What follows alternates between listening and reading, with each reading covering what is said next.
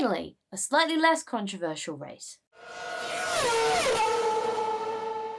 It had been looking good for the US Grand Prix to be the one of recent races that didn't have a controversial moment, but we'll get to it. It was a fairly standard race, a pretty good race to be fair. I quite like the Circuit of the Americas, probably because it's a combination of all the best corners from around the world, so it is quite a good track. But it was a good race, an interesting race. It got a bit tight at the end to see if Mercedes had played a winner to get their first victory of the season, but alas, it was not meant to be, as Max Verstappen stormed to another win this season. The incident off the start with Sainz and Russell was massively disappointing for Carlos Sainz, but I do believe personally that no further action was the correct choice there. It was a bit 6 of one, half a dozen of the other.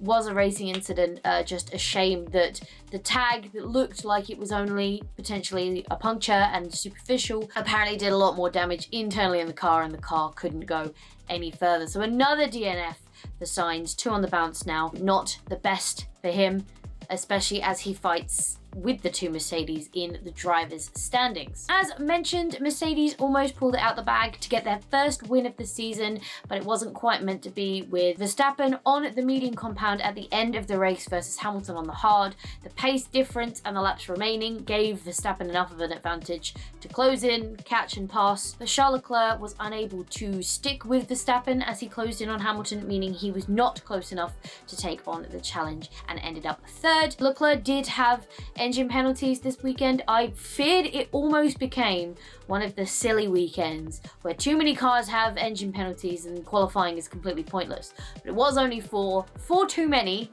but I've been over that so many times. If you don't know what I'm talking about, go watch go watch Italy, go watch, I think it's Belgium, I think I really went for a rant on it. So if you don't know what I'm talking about, if you do, thank you for watching Track Talk. But yes, only 4 took penalties, but it was a good drive from Leclerc to get from 12th on the grid to 3rd. It was also a good recovery drive for Verstappen in the end, who had a really long pit stop when the front left tyre failed to tighten properly, losing him 11 seconds stationary rather than the normal 2.5 to 3 seconds that they have for pit stops. After some contact, Perez came 4th. We'll talk about contact and bits hanging off cars in a moment when I get to the controversial topic of this race. Another double point score for Mercedes in their fight with Ferrari in the Constructors' Championship. It's so important for them to keep getting double points, but it was a 5th place for George Russell at the end of the Grand Prix. More good points for McLaren, with Lando Norris 6th. Although, depending on the appeal result on Thursday, this may still stand. It was another double points finish for Alpine. I stand by was. That's the controversy, by the way. It was another double points for Alpine, which did mean they retained and potentially slightly grew their lead in the Constructors' Championship over McLaren for 4th. So even with Alonso's loss of points, they are still 6 points ahead of McLaren. Alpine 6 points ahead of McLaren in the Constructors' fight, but it could and should have been more. We'll talk about it in a minute. Rounding off the top 10, Sebastian Vettel was in another almost photo finish to the line, battling with Kevin Magnussen. He came across the line 8th on track, but 7th after Alonso lost his positions. 8th was then Kevin Magnussen, 9th Yuki Tsunoda, and 10th the other Alpine of Esteban Ocon. Let's talk about it. So I didn't even know this had happened. I was told about this last night. This is actually going out the day I record it. So yes, last night I was told about this, but Alonso was handed a 30-second time penalty post-race due to ignoring flags or driving with an unsafe car. Basically, he had a massive incident with Stroll, which I have to stand by. I am gobsmacked Alonso was able to continue after his car pretty much wheelied and smacked into the Armco barriers, but it didn't hit dead on. Normally if F1 cars hit the barriers dead on, they don't tend to suffer too much damage because it just hits the tires, maybe get a puncture, but they can normally get away with it. When they go in an angle, that's normally when you break a rear suspension or drive shaft or something normally breaks in that moment if the cars don't go dead on. Potentially should have red flag, but we didn't red flag. We safety car'd. So we pitted under the safety car for repairs, came back out, and still managed to race up to 7th and come across the line 7th in the end, which was an incredible drive from Alonso, very deserving of points, and a testament to the Alpine that thing didn't break, because for all intents and purposes it should have broken. So for the FIA to then smack him with a retrospective black and orange flag is an absolute joke. To say basically we should have waved the flag during the race because the car was unsafe, but we didn't wave the flag during the race because we couldn't make the decision.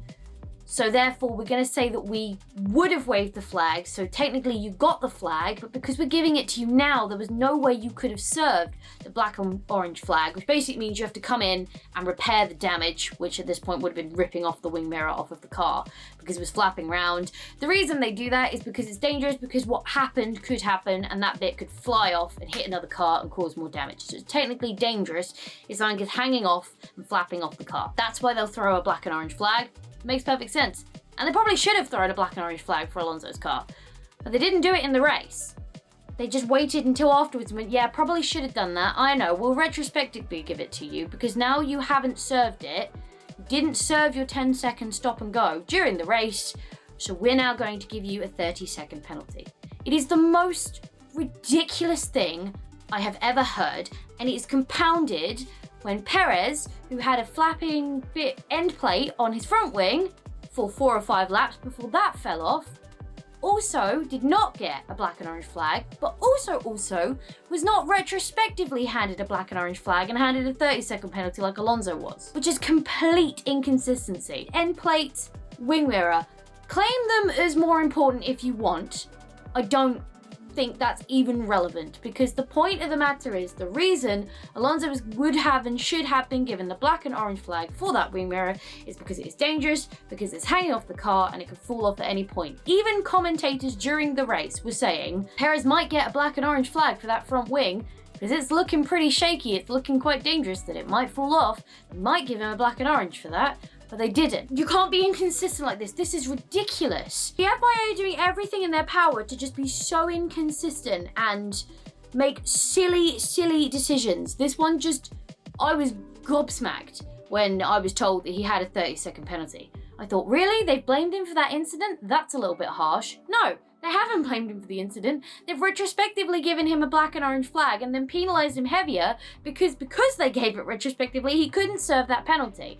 It's stupid. And if it doesn't get overturned on Thursday, it's ridiculous. And if it doesn't get overturned on Thursday, Perez should also retrospectively get a black and orange flag and a 30-second time penalty for the same thing. Can't say one car is more dangerous than the other for having something hanging off of it. The reason the orange and black flags get thrown is because there are bits hanging off of cars that might fall off and it's dangerous that they fall off and hit another car. Fine. But be consistent. This is an absolute joke. We're on a double header. The next one up is the Mexican Grand Prix. With both championships wrapped up because Red Bull wrapped up the Constructors' Championship this weekend, it's not really much to race for anymore. We've got 3 races left. My eyes are kind of on McLaren and Alpine, and maybe Perez and Leclerc, and maybe Russell and Sainz and Hamilton, but more so on Alpine and McLaren because it's actually semi-interesting. The Perez-Leclerc is predictably going to be Perez over Leclerc. It'll be a Red Bull 1-2, as they deserve this year with the pace they've had of the cars. Leclerc will be P3, and I reckon it'll be a Mercedes P4 because Sainz can't seem to finish a race at the moment. He's going through some fairly bad luck. But yeah, I'll be keeping my eyes on Alpine and McLaren, keeping an eye on that Constructors, but also keeping an eye on what happens on Thursday, pending on the appeal of the Alonso black and orange flag penalty. I'm not saying that penalty is ridiculous. If the car is dangerous, you show it the black and orange, so it has to come in and repair the damage so that no bits fall off cars to break others, right? I am not disputing that. What I am disputing is, one, retrospectively handing a driver a penalty that they can't do anything about. So of course you're going to penalise them harder. You should have just given him a 30-second off the bat. And secondly, inconsistently serving it to one car with the damage, but not the other. I can't get over that. Do let me know your thoughts, feelings, and opinions about the American Grand Prix down in the comment box down below. Let me know your thoughts about COTA as well. Do you like the circuit? Because it is one of my favorite on the grid, and I do think it usually provides a pretty decent race. Let me know all that good stuff and your opinions about the upcoming race in Mexico down in the comment box below, and we shall continue the discussion down there. But for now, thank you so much for hanging out with me today. It's been an absolute blast as always. If you enjoyed this video, go show that like button some good old-fashioned love. And if you want to support the channel, go hit subscribe and ring that bell so you don't miss next time I upload a video. Stay awesome, and I will see you all in the next video!